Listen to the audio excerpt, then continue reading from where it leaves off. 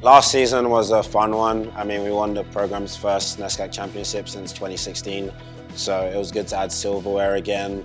We were in a transitional period. We were losing a lot of guys from the year before, but the team really rallied together and we got through a little bit of a tough period, but we figured it out, and it was sort of a big learning curve for all of us. What I'm most looking forward to is just being back, with the group every single day.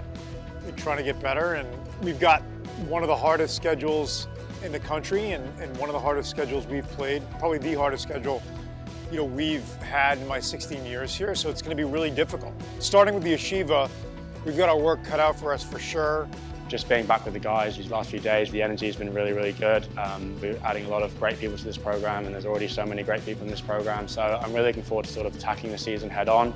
The group's a very fun one. The culture here is amazing, so I think just trying to continue doing what the others before me have done and making sure the season's as fun as enjoyable and as successful as it can be. I think all of them kind of tie in together, so just trying to create the most conducive environment for me and all my teammates to enjoy that.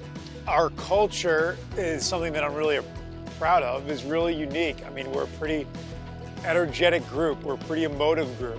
It means a lot to every single person in our program, from the players to the coaches, the athletic training staff, everybody in Lafrac Gym. There's so many people invested in what Amherst soccer is all about. And that kind of care and love, I think, is how we try to we aspire to be 100 out of 100 out of that, on that. I think the main goal is kind of just to keep improving and take every game as it comes. We know the ability in the squad, we know sort of the culture here, and we know how important it is to sort of not get too ahead of ourselves. So we take every game as it comes and sort of react to that as the season goes on. From a big picture standpoint, it's really hard to make the NESCAC tournament in men's soccer. Really hard, right? I think Conn College was the 8th seed last year in our tournament, the year removed from beating us in PKs in the national final. So, we just would love to make the NESCAC tournament.